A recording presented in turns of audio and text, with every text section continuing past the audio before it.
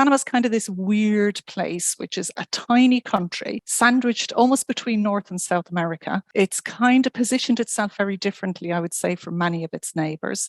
It kind of had the attitude of, look at what Singapore's doing. They've got this strategic location, they're making the most of it, and we can probably do the same. Once the canal had been handed back to the Panamanians, they made it profitable for the first time. I think around 5% of world trade touches Panama, partly because of the canal. They've got the world's second largest free trade zone. It's got banking, it's got lots of favourable laws. So the one thing they did right, which a lot of other countries in the region didn't do, was they made it easy for people to move there and become resident.